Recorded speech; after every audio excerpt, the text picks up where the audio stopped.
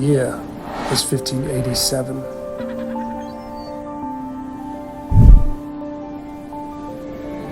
England and Spain were at war.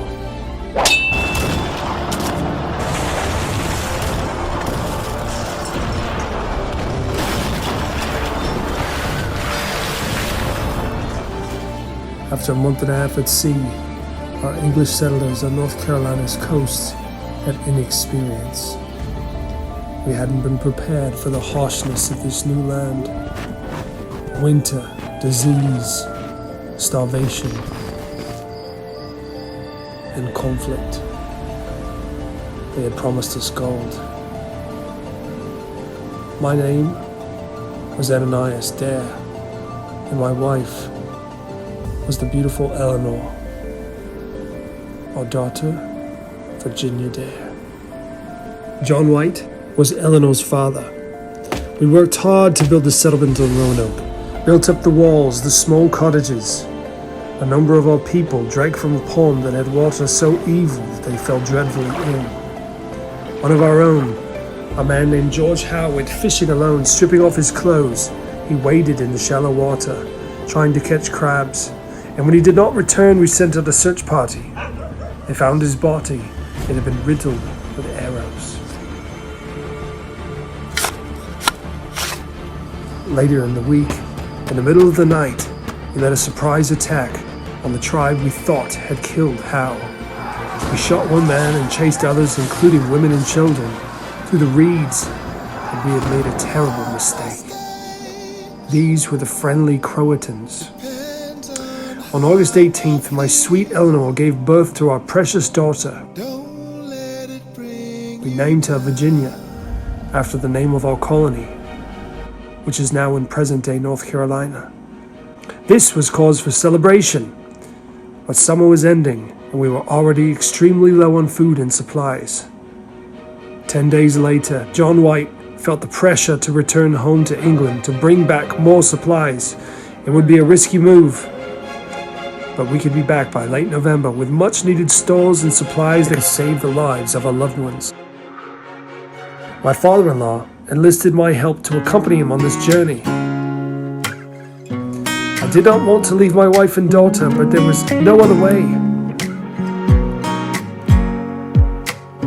I've done my fair share talking to the good Lord.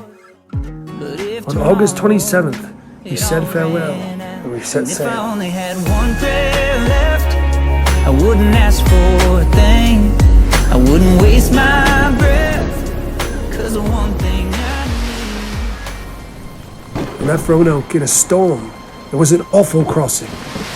I was desperate to reach England, and even more to return to Roanoke to my family. We would have to slip by the Spanish Armada's fleet of 130 galleons or warships. We arrived to England only to have politics and war and blockades from the Spanish preventing our return for months. Half a year later, in spring, John White was able to secure 2 small ships, but the sailors insisted on privateering and attacking the Spanish, the Scottish, and the French ships along the way.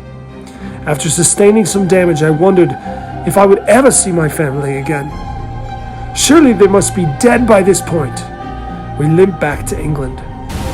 It was March of 1590, 3 eternally long years later, where Walter Raleigh would gather enough money to send us with more ships. 5 months later, in August, our ship reached the tip of Croton Island. We could see smoke rising from the vicinity of our fort. no connection, no faith or direction, no.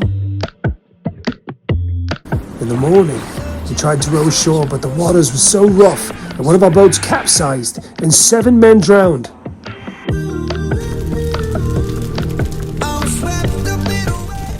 Next morning, on my sweet Virginia's birthday, we yelled to the colonists, sounded the trumpets.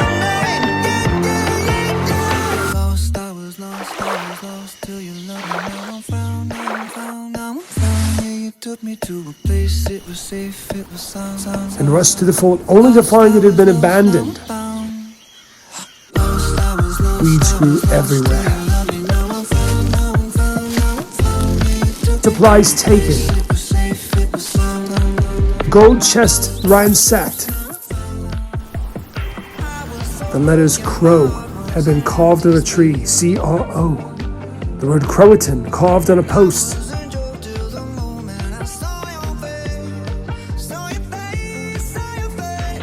But a great hurricane had risen and created many problems with our ships and made it impossible for us to go to Croatan, but forcing us back to England.